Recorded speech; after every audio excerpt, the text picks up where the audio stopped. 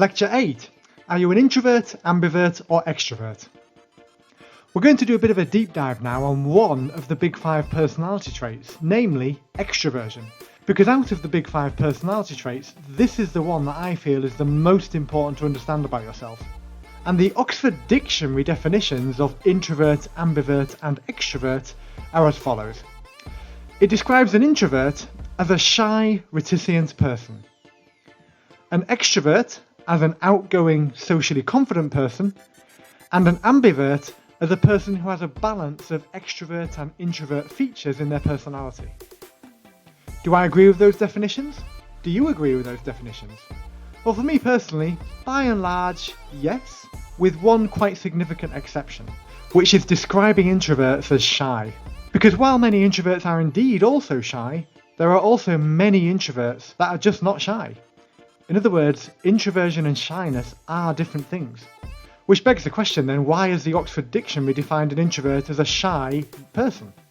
Well, to be fair, you can't really blame them because it's only relatively recently that it's been discovered that introversion and shyness are different things. Certainly the view in popular media and in society is that shyness is the same as introversion.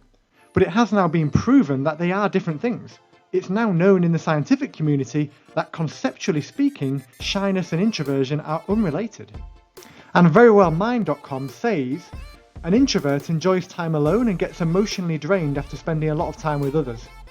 Whereas a shy person doesn't necessarily want to be alone, but is afraid to interact with others. And that's a good explanation of the difference. And a good example to further explain is to consider 2 children in the same classroom.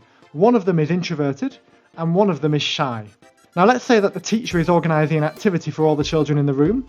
The introverted child would want to remain at her desk and read a book because she finds being with all the other children stressful. Whereas the shy child would want to join the other children but would remain at her desk because she's afraid to join them. And so taking into account all the wonderful research that's gone into introversion and extroversion, much better definitions are as follows. Introverts tend to recharge their brains by spending time alone. Being around people for long periods of time, especially crowds, tends to drain introverts. Whereas extroverts gain energy from being around other people. Their brains are recharged by spending time with other people. Extroverts may even find their energy is drained when they spend too much time alone, and so they recharge by being sociable. And obviously an ambivert is somewhere in between. So to give you another example to help reinforce those definitions, let's say you have an introvert and an extrovert and they both get through to the end of their working week and they are both exhausted on Friday night. The introvert would want to recharge their batteries and make themselves feel better by just spending the evening alone. They might be reading a book or having a bath or watching TV, but whatever they're doing, the point is they would want to be alone, to recharge their batteries. The extrovert, on the other hand, when they get to the end of their working week feeling exhausted, they would actually want to go out to a party or socialise with somebody or a group of people in order for them to re-energise, in order for them to feel better and gain energy. For the extrovert, staying on their own on Friday night when they're already exhausted would probably be even more draining. The next question then is, why does this matter? Why are we delving so deep into this particular element of personality? Well, as I alluded to at the beginning of this lecture, I actually think that understanding and being aware of this particular personality trait has a much bigger impact on happiness than would understanding and being aware of any of the other 4 personality traits that we've covered. Because introversion and extroversion are at the heart of human nature. And one scientist even referred to them as the north and south of temperament. And the fact is, when you live your life in a way that complements your temperament, your productivity and more importantly, your happiness soars. It's important to understand if you're an introvert so you can manage your life accordingly. Likewise, it's important to know if you're an extrovert so you can manage your life accordingly. On the other hand, living your life in a way that goes against your natural introvert or ambivert or extrovert personality can make you less productive, less happy, and generally just drain your energy and your zest for life. Of course, we all sometimes have to do things that go against our natural tendencies and personality, but it shouldn't be all the time, or even most of the time. This is particularly important for introverts who have often spent so much of their lives conforming to extroverted norms in society that by the time they choose a career or a calling, it feels perfectly normal to ignore their own preferences. And obviously that's going to be damaging to their happiness. Because be under no illusion, introverts are not weird. I am an introvert. And that doesn't mean I hate people. It doesn't mean I'm shy. It just means that I need to spend lots of time on my own to recharge and re-energize my batteries. And so often when I meet people, they're always really surprised when I tell them that I'm introverted, because they say, oh, you don't come across introverted, you don't come across shy. And again, it just shows how ingrained in society this idea that shyness and introversion are the same thing is. Now, when I was a child, I would say I was introverted and shy, but as an adult, I'm definitely not shy anymore, far from it. But I am still introverted because that's a personality trait that doesn't really change. It might change slightly, but generally, the big 5 personality traits, including extroversion, doesn't really change. And being an introvert is who I am. But one thing I have been able to change and get rid of is my shyness. I'm actually now a very confident individual with high self-esteem, but I am still an introvert. And I believe that of the big 5 personality traits, extroversion is the one that is the most important to understand in detail because it has the biggest effect on your overall temperament, personality, and life. But before we move on to an exercise that I want you to do though, I would like to just finish off this little bit by saying that there's no such thing as 100% introvert and 100% extrovert. And a guy called Carl G. Jung once said, there is no such thing as a pure introvert or extrovert. Such a person would be in the lunatic asylum. Now I assume he was half joking there at least, but the point is, very few people are 100% introverted or 100% extroverted. The vast majority of people exist somewhere along the spectrum, because introversion or extroversion, however you want to describe it, is a spectrum. And you can be extremely introverted or extremely extroverted, but you can also be ambiverted, which is somewhere in the middle, and of course, you can be anywhere along the line in between. I, for example, would class myself as quite a strong introvert. I am very introverted, but I still have some extroverted tendencies. I still have some traits which would be more characteristic of extroverts. For example, I'm a risk taker and I'm very adventurous. And that kind of trait, being very adventurous and being a risk taker, is generally an extroverted personality trait. And yet here I am as a strong introvert with this extroverted tendency to take risk and be very adventurous. So it's about understanding that many of us have a mixture of introverted and extroverted tendencies, and it's just a question of understanding whether overall you are an introvert, an extrovert or an ambivert, and roughly where you are on the spectrum. We're going to do an exercise now which will involve taking this quiz that I'm going to show you to find out where you fall on the introvert-extrovert spectrum. And I suggest that you do this quiz now, but if you want to take it away with you and do it a bit later, I have produced a document so you can actually take it away. There's 20 questions and I want you to answer each question true or false, choosing the answer that applies to you most of the time. Because you may well read some of the questions and think, well, I'm like that some of the time, but not other times. And if that's the case, you've just got to have a really good think to yourself and think about which answer applies to you most of the time.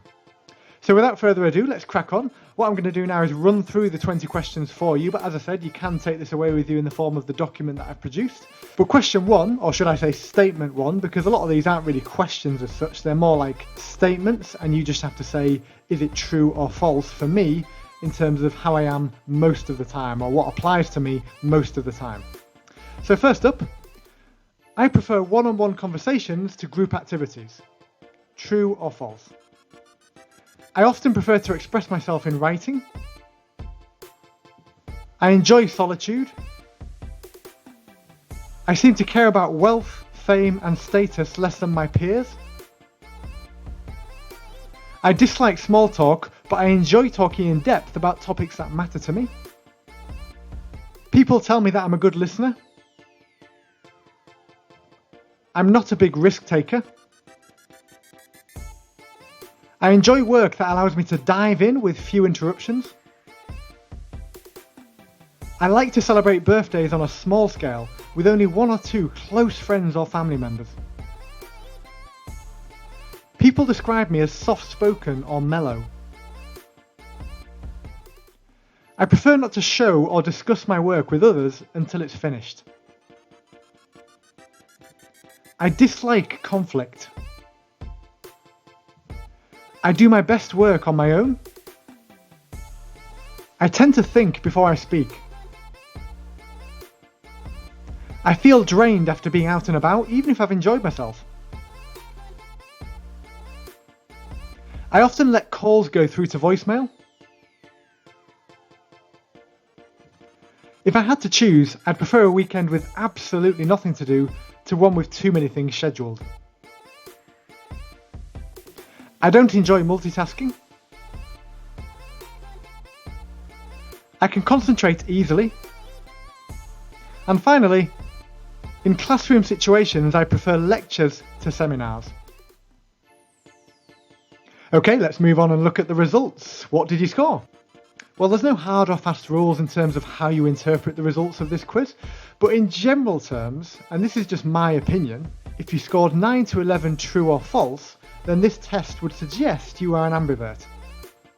If you score 12 to 16 true, then you lean towards being an introvert, and if you score 12 to 16 false, then you lean towards being an extrovert.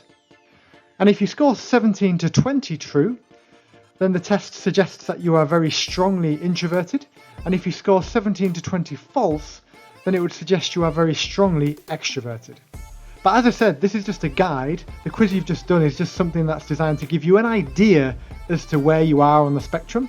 But of course, you still need to analyse yourself and think about yourself in terms of everything we've discussed and actually decide and realise and work out where you are on the spectrum. But the most important thing I'd say to understand is whether you are overall an introvert or overall an extrovert, or whether you are actually an ambivert.